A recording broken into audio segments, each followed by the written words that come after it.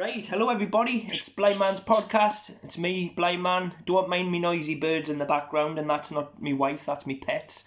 I've got a part two with a good friend of mine. We've became a little bit closer throughout time because he's a good man and I'm a good man and good men get on. Isn't that right, Mr. Alan Clark? Certainly is, Richie. Good. So for all of you that don't know who this is, it's Alan Clark. He was a former band member of Straits. He was the one that was rattling the keyboard.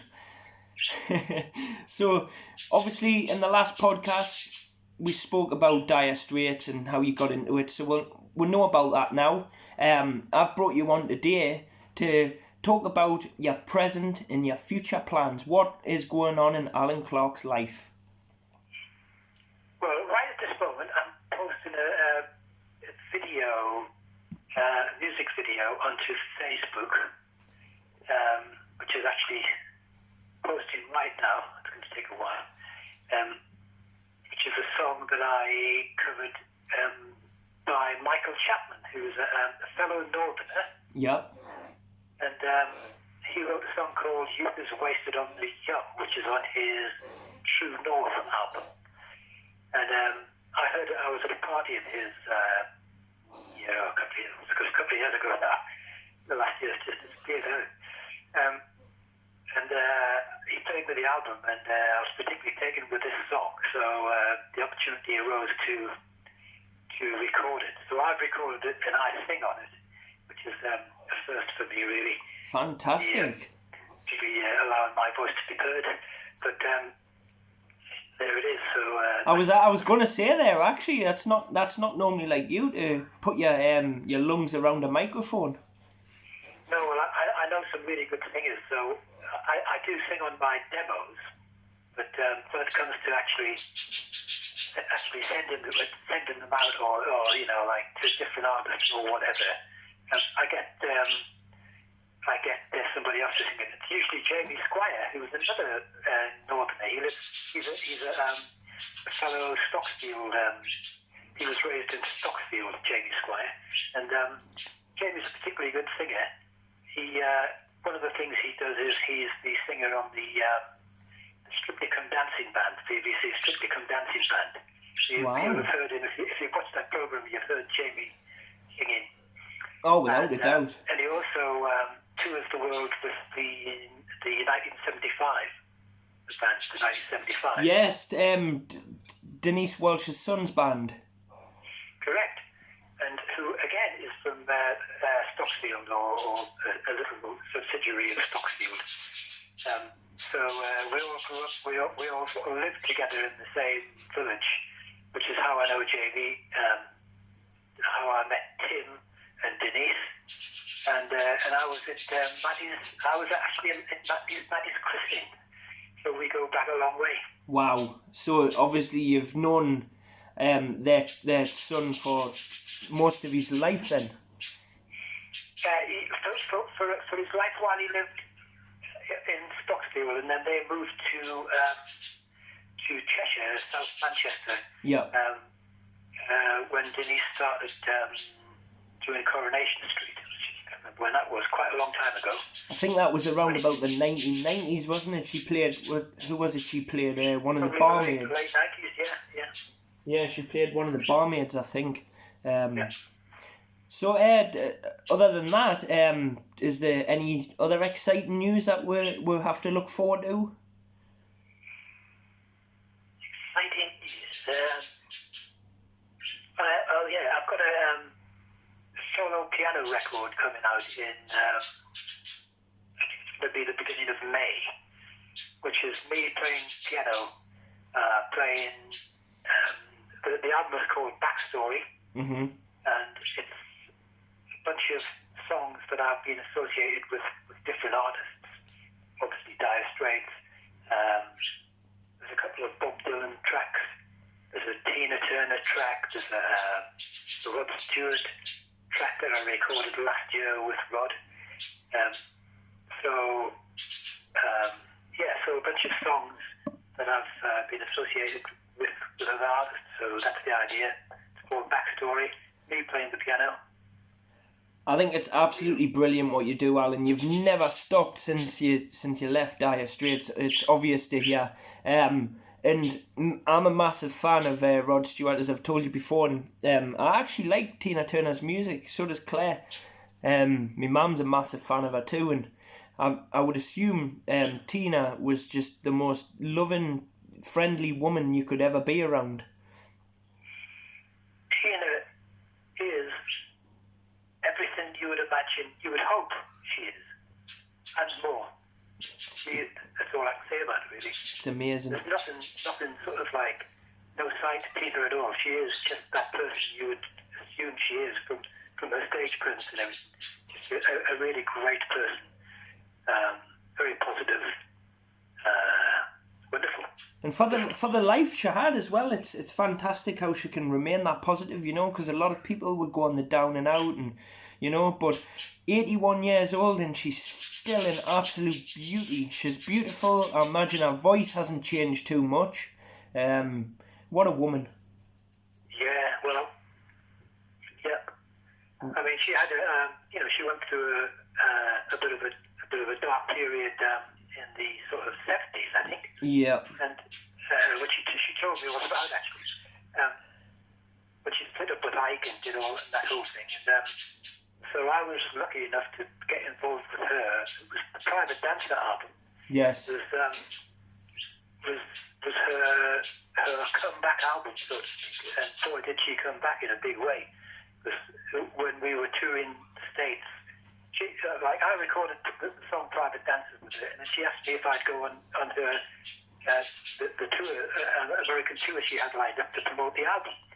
So having nothing better to do, I'd just sort of been done with, I just finished doing Brothers in Arms and everything, and that tour was Dire Straits, and I'd had a good rest, so I said, yeah, I'll tour with her. So we did a tour. We were supporting Lionel Richie had a massive tour throughout America, so Tina was supporting Lionel. I did the tour with her, and halfway through that, Tina's album went to #1, and she kind of was outshining Lionel Richie, who I have to say was absolutely fantastic as well. Oh, he's an amazing artist. Great show and great band and everything. So is Lionel actually is he actually Jamaican American, or like, I don't know, is he Jamaican? Is he African American? He comes across like he's Jamaican, if you ask me, but I don't know about Jamaican, but he's I don't know. I wouldn't want to say, but either way, it makes no odds to me. He's an absolute legend. But I just think that some of the stars, like obviously, like throughout your career, I think you've met and worked with. It's definitely an impressive CV. Definitely. Absolutely amazing. Give me 1 second, stay on the phone, Alan. I'm going to take this noisy bird out because I'm feeling a bit unprofessional here. 2 seconds. I think he's enjoying the fact that there's a member of Dire Straits on the phone. There you go, yeah. You must be a fan. Come on, you. Let's be brothers in arms. Hey, see what I did there? 2 seconds. You can sit there. And the other one as well. This is Clary, Alan. My wife. She's a big bird fan. Right. One moment. Here's the other one. You two can sing and write music together out there. Because I'm talking to a friend. Right, there we are. Brilliant. They're gone. Hey, they could have formed a band, couldn't they? What shall we call them, Alan? Shall we call them Alan Clark and the Budgies? That's it, the Diggy Birds. Blame on being the Diggy Birds. I sound like a cheesy 1950s band, don't I? Well. So you were talking about Tina and Lionel, obviously Dire Straits. So they were doing their American tours all at the same time, is that correct? Yes, and then Tina's album went to #1 in America halfway through that tour. And around the world. So it was a brilliant time to be with Tina.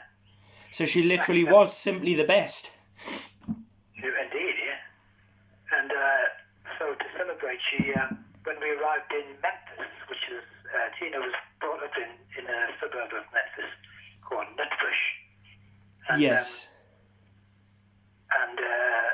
When we arrived in Memphis, we were staying at the Peabody Hotel. Now, when Tina grew up, being a black person, she wasn't allowed into the Peabody Hotel, unless I think that they probably had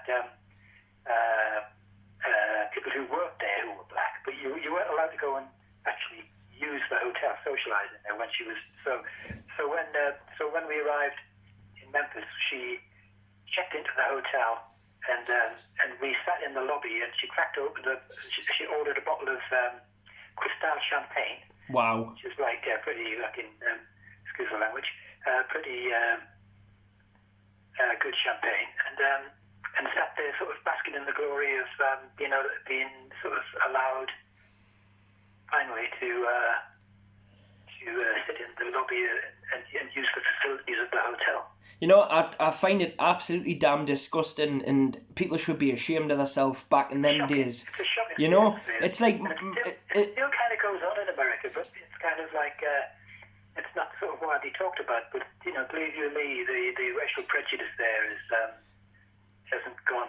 I find it absolutely appalling, Alan. I mean, even Muhammad Ali, he was the world heavyweight champion and he couldn't even go and dine in a restaurant in his own hometown, because of the colour of his skin. They should be ashamed of themselves. These people, at the end of the day, it doesn't matter what colour skin you are or where you come from. If you're a nice person with a good heart, then why should it matter? I've never understood racism, me, ever. Indeed, well, I mean, trying to understand American politics in general, you just hit the nail on the head. Nice person, and with a good heart. You could never apply that to Donald Trump, and there's somebody who was voted in as the president. Exactly, but yet who a good percentage of Americans still believe is the person who should be running the country. It's absolutely, it's mind-blowingly shocking. it is. It's weird. Like, just some of the stuff that goes on in this world, I'll never understand it, and there's some things we're probably not supposed to understand, and if you do understand it, then you're probably public enemy number one. But well, you know what? It's taken me, along. One of the advantages of old age. I'm like coming up to 69 in a couple of weeks. Wow. One of the advantages is you get a perspective of life, and people automatically assume that other people are like themselves. Yes. That have the same values. They that's their first sort of like impression of anybody. But in actual fact, people are like vastly different. I just did I actually just did a motivational video there just before I rang you back there.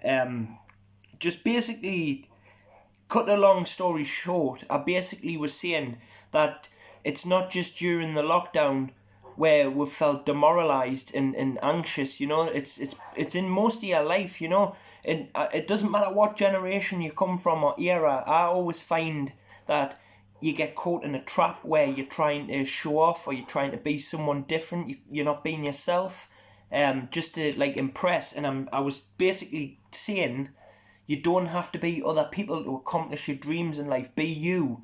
And if they don't like you for you, unless you're hurting someone or breaking the law, then be you. Indeed. Well, the thing about being a musician is that the only way to be a good musician is to actually find out who you are and be you. Because if you try to be a musician and try to be somebody else, then it's never going to work. Because that's already been done. Well, yeah. It's like me. It's not convincing. People want to hear something that is like genuinely heartfelt, and the only way you can do that is by being yourself. And so that is the challenge for all musicians. And is the difference between musicians who actually succeed at the highest level and the ones who sort of like are really good but never actually make that transition. I mean, sometimes it's been in the right place at the right time, but mainly it's because because the good musicians are the ones who've found themselves and learned how to express themselves. You see, it's like what really upsets me, Alan, is like for years and years and well, I'll say about 6 or 7 years, I've tried to be just me, you know, like I'm totally different to other, like say for example rappers in my genre, because they're, as you may know, they're all about the women, the drugs, the money, the chains, and I come out and I do motivational. I'm talking about how if life's bad, it can be good. Yeah, I do drop God or Jesus in there a few times in some of my songs because I'll put my hands up. I love God, but I'm always trying to be me. And sometimes I feel as if I'm just being laughed at. And when I mention the word rap, when I'm trying to get a gig, like in the local areas, I feel like people are just rolling their eyes and going, oh, here we go again, rap music. But I'm not like that. I'm not your stereotypical gang-banging, chain-wearing cut, you know? And it really hurts me because I'm thinking, well, they're not giving me a chance, you know? Well, just be yourself and prove them wrong. Exactly, be the first motivational Christian rapper on planet Earth. Because there's plenty of Christian rappers out there. I can name a few, but sometimes, you know, it's just as soon as people hear the word rapper now, they just go, oh, here we go. Because they stereotypically think of the gangster rap and the rap in the 90s, you know, and it's not always the case. Yeah. It's not always the case. I mean, some musician friends of mine sort of don't get rap at all, but I've always got it. I really like it. You see, you like it, and I'm sure you've also told me you were a fan of Eminem, didn't you? Indeed, yeah. Yeah, you see, that's what I love about musicians like you, Alan, because you're not just strictly stuck to that one genre or that one time period or that one concept. You've got an open mind and an open book, and you like me. I listen to any music as long as it's good, you know. I don't bastardize any genre. I don't listen to a great deal of music because I spend a lot of time thinking about it and creating it and being involved with it. So I don't sort of listen to it as a hobby, if you see what I mean. Yeah, I get that. I kind of get that. If I'm in the car, I listen to Radio 4, you know, which is all talking or talk sport or something like that if I'm on a long journey. But so I quite rarely listen to an album of somebody else. The last one I listened to was would have been a week on Friday night. I can tell you exactly when it was. It was Bob Dylan's latest album, which is called Rough and Rowdy Ways, which is a brilliant album. Wow, I'll have to have a listen to that. It's all about the words. Right. With Bob, you've got to just concentrate and listen to where he takes you with the words. Absolute genius.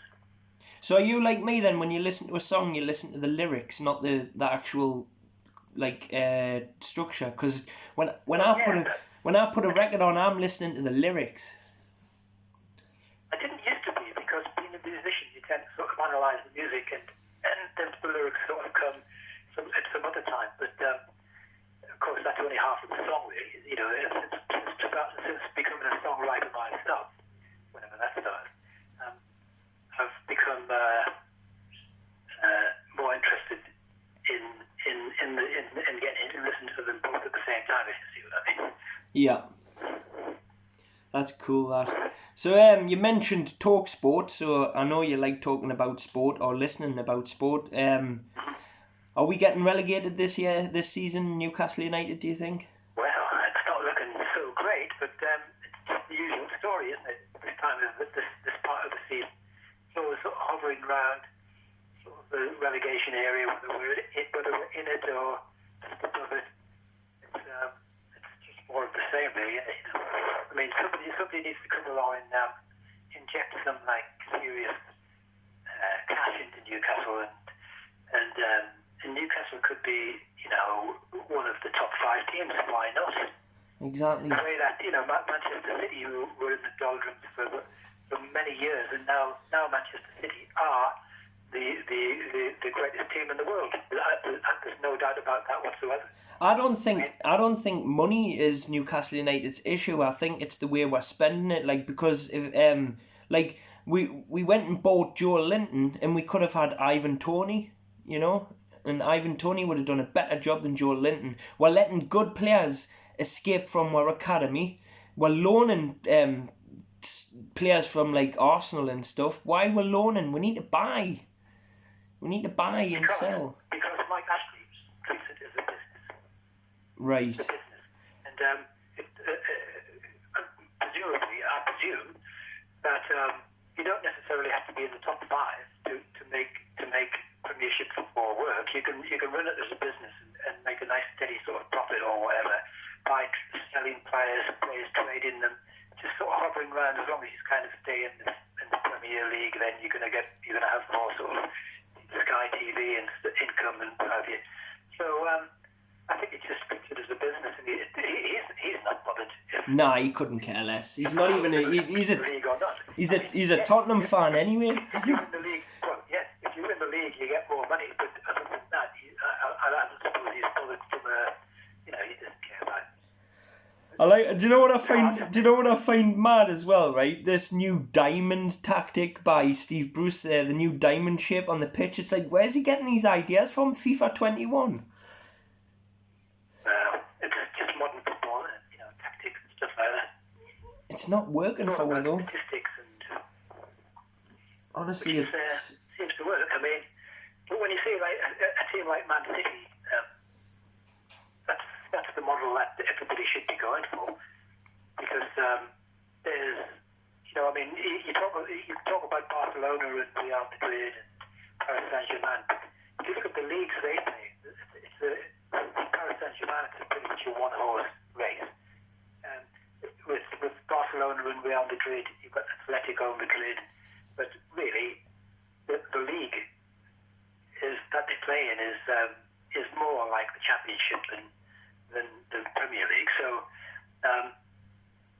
the Premier, we're lucky that the league that the Premier League is just the best in the world without a shadow of a doubt. Oh, I agree. It's a benchmark. I agree.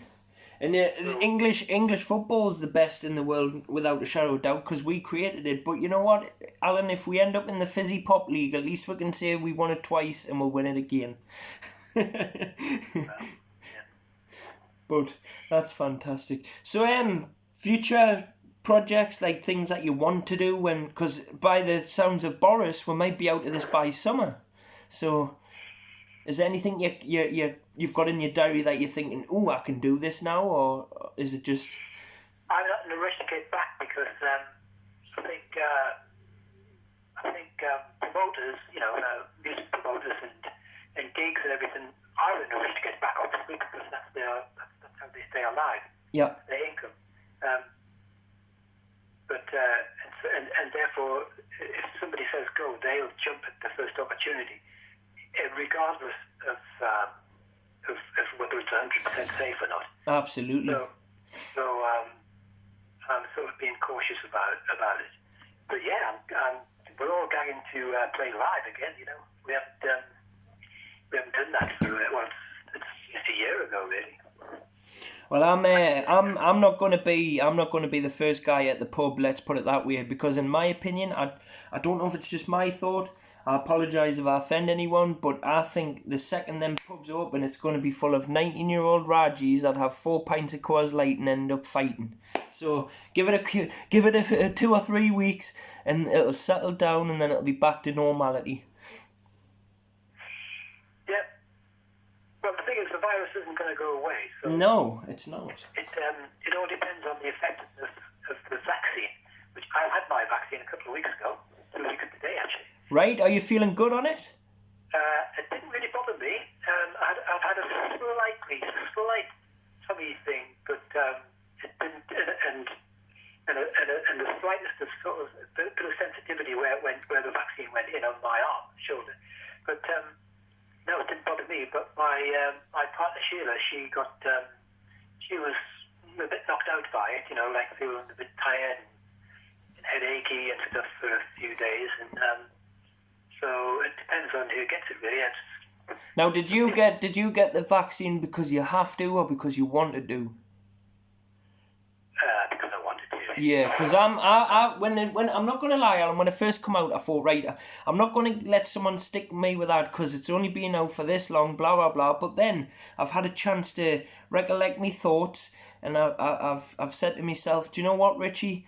Why not? Because at the end of the day, it's going to come to that point where you go anywhere and they're going to say, have you got your COVID vaccine card? No. Well, you can't come in here, or you can't go on holiday. You'll not be able to do this or do that. So I'm just asking people who has had it done if it's give them any side effects, because I'm going to let them stick me up with it when I get me letter, is what I'm saying.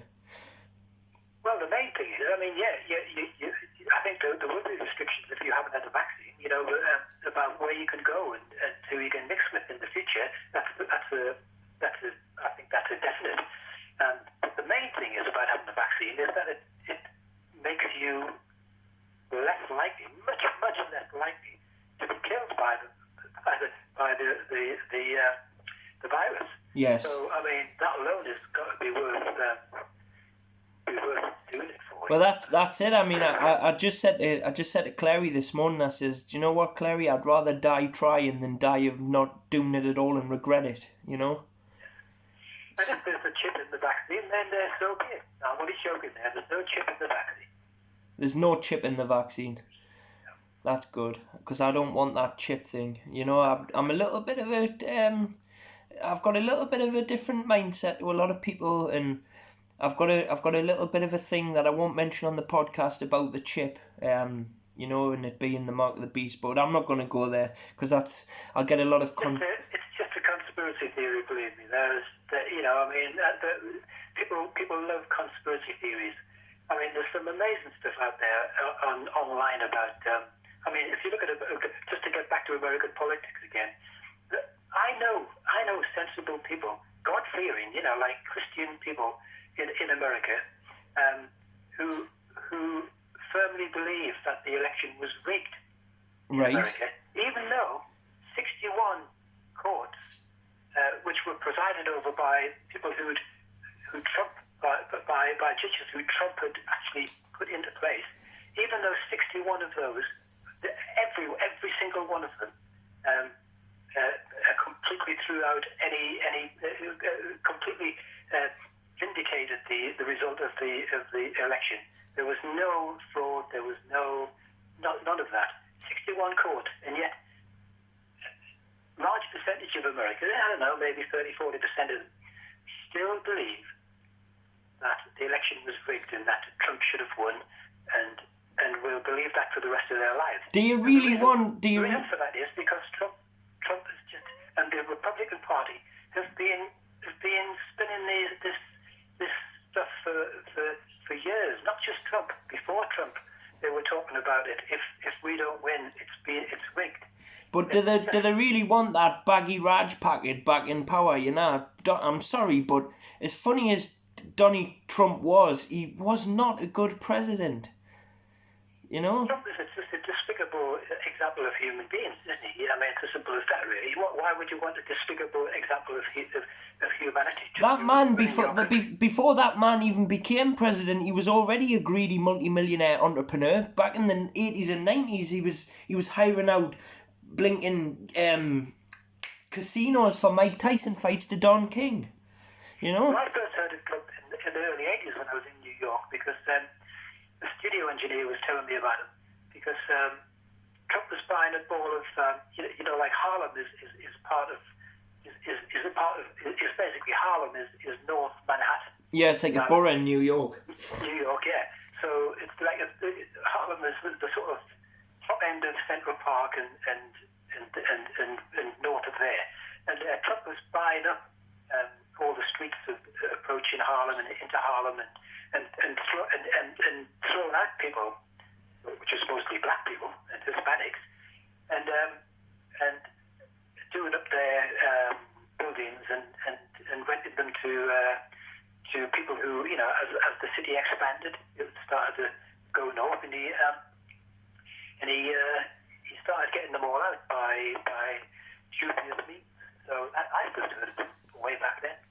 So even back then he was a numpty. Oh my days, you know, and that's the problem. It's like I'm not a massive knowledgeable bloke when it comes to politics, but I know someone bad when I see them as an empath, and Donald Trump was not a good president at all. Definitely not. Do you know, to be fair, I don't know who was a good president for America, because... Well, Obama was pretty damn good. Well, I would have said Obama, but then I've had people rattling me skull for saying that. No, you know? Why?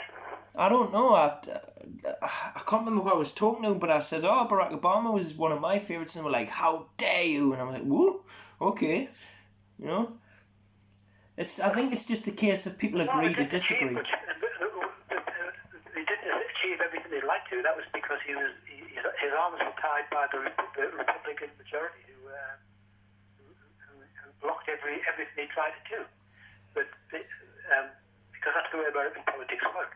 Fortunately, Biden has a Democratic majority now in the Congress and what have you. So it's a lot easier for Biden to make things happen than it was for Obama.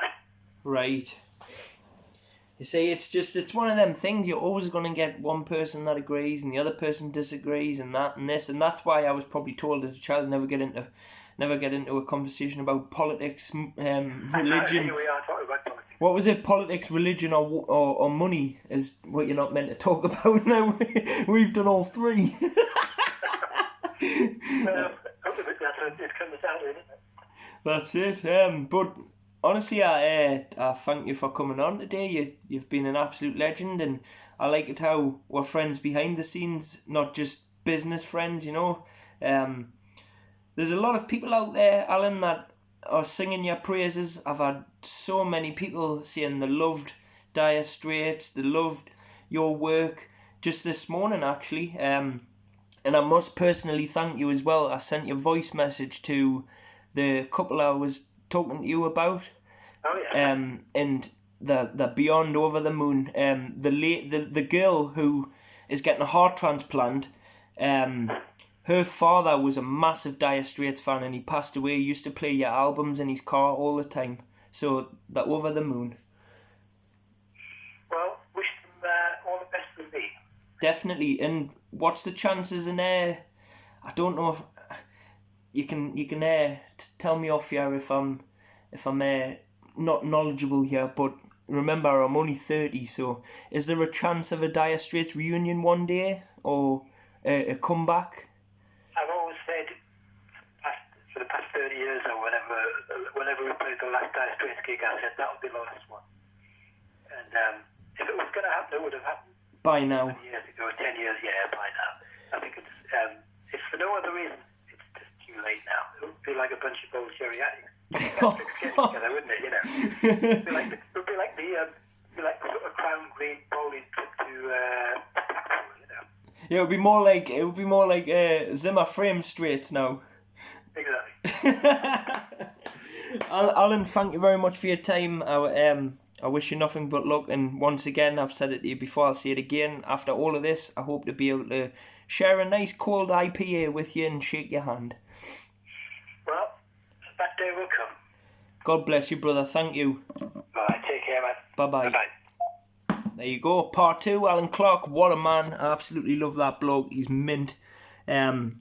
Please subscribe, hit the bell.